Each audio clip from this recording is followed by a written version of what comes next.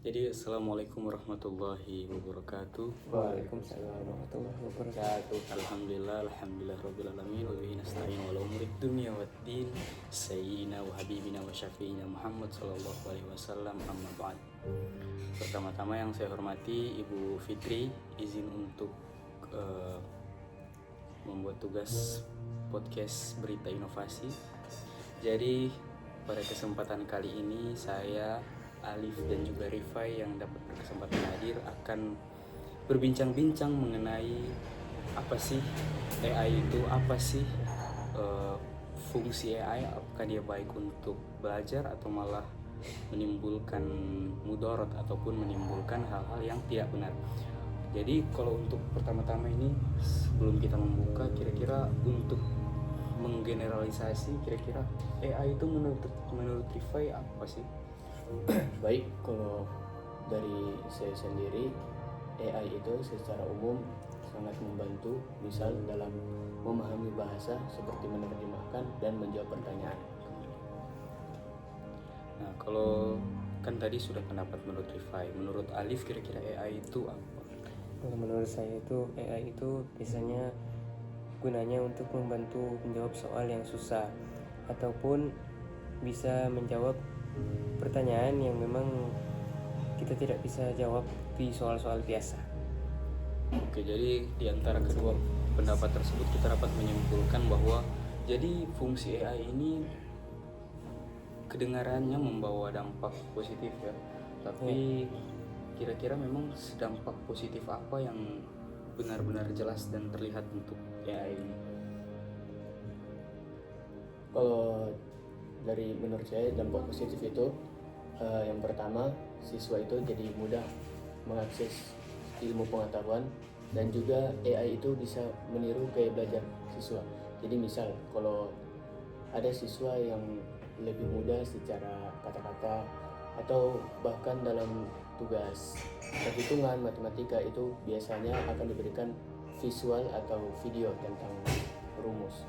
Nah, jadi kalau dari pendapat Rifai bahwa AI itu membantu gaya belajar, yang gaya belajar dengan lebih gampang digambarkan kata-kata ataupun yang memiliki gaya belajar yang lebih gampang dengan visual ataupun gambar. Kalau menurut Alif ini, dampak positif dari AI itu kira-kira seperti apa selain yang disampaikan oleh Rifai tadi? Dampak positif itu kayak sangat membantu orang belajar untuk belajar. Jadi kayak misal AI itu, misal kalau kita perintah kan untuk menjawab soal itu dengan prompt yang sama, itu pasti walaupun kesannya promptnya kita udah nggak tulis lagi, tapi AI tetap membaca prompt yang itu. Jadi maksudnya kayak kita kasih soalnya di AI tersebut, terus AI-nya memproses sesuai apa yang kita mau. Oh, jadi semisal dia ada soal A mengenai kita ambil contoh fisika gerak lurus berubah beraturan. Semisal kita apply soal ini, promptnya juga ini, tetap sama, terjawab. Nah, kalau misal kita cari soal lain tapi dengan tetap materi gerak lurus berubah beraturan, tetap hasil jawabannya itu sama. Kira-kira seperti itu. Nah, kita sudah mendengar nih beberapa dampak positif ataupun hal-hal yang baik yang ditimbulkan oleh AI, seperti tadi yang disampaikan Rifai bahwa ini membantu pembelajaran yang menyesuaikan dengan gaya belajarnya masing-masing, betul kan? Dan sementara Alif menyampaikan bahwa prompt daripada AI ini lebih gampang untuk diatur sehingga jadi lebih efisien lah waktu belajarnya. Jadi terus nggak usah tulis ulang itu prompt. Jadi di prompt tetap menyesuaikan kita. Menyesuaikan. Nah, dari beberapa hal positif tersebut, pasti kan setiap kebaikan ada keburukan. Apa sih yang kira-kira membuat AI ini katanya digadang-gadang sebagai suatu hal yang akan menurunkan IQ ataupun menurunkan kecerdasan seseorang? Itu dampak negatifnya kira-kira apa?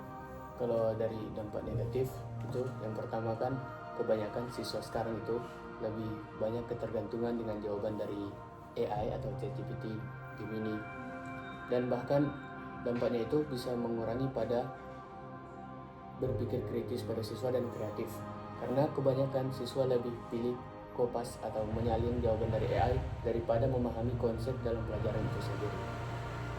Jadi kalau berdasarkan pernyataan yang diberikan oleh Rifai bahwa AI itu menurunkan daya kritis ataupun bagaimana pemikiran seorang siswa karena terlalu kasih prompt jawaban, kasih prompt mengharapkan jawaban kepada AI. yang mengharapkan kepada AI. Sedangkan kalau Alif nih pandangan ataupun insight-nya kira-kira apakah sama atau kurang lebih? Ya kurang lebih sama, soalnya kayak siswa itu nanti cara pola berpikirnya kurang karena mereka setiap dikasih soal berharap jawabannya diproses oleh AI sendiri. Karena kalau misal siswa hanya mengharap jawaban di AI itu kan bisa menurunkan pola pikir kritis. Jadi misal sebenarnya jawaban itu ada di buku, tapi karena udah ada AI, mereka itu jadi malas membaca, belajar sebelum besok ujian contohnya. Jadi kayak terus misal kalau mereka mau ngejawab, mereka biasanya malah Menghafal. iya, Ya, biasanya malah menghafal. Maksudnya kan Enggak memahami, iya, mencoba memahami, untuk berpikir. Nah, makanya itu bisa membuat siswa itu jadi kebergantungan kepada AI maupun itu ujian.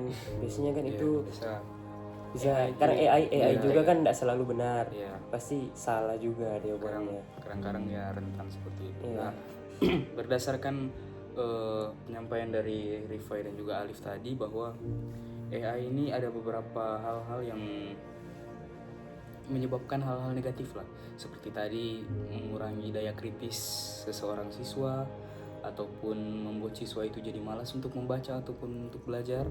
Nah, kira-kira dari dampak positif dan juga dampak negatif, solusi apa sih yang bisa membuat seorang siswa itu menggunakan AI itu dengan bijak?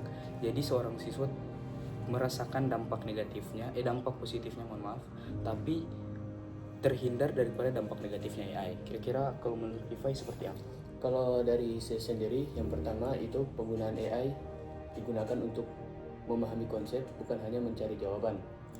Dan di dalam AI juga siswa itu tidak hanya bukan membantu dalam hal menyelesaikan tugas sekolah, tapi juga bisa mencari kayak tips-tips membangun nilai diri atau apa sih namanya itu?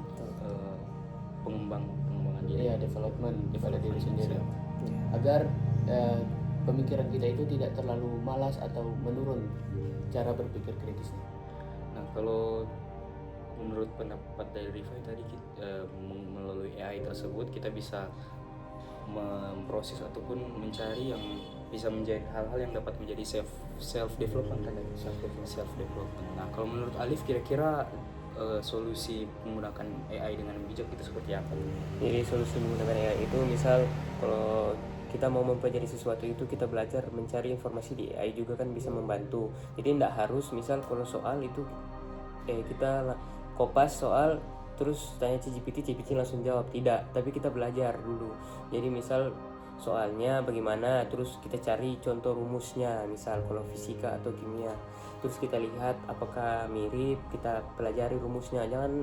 Jangan langsung beranggapan bahwa yang soal yang diselesaikan oleh AI itu sendiri bisa menjawab pernyataan dari soal tersebut. Oke, jadi kita sudah melihat. Waduh.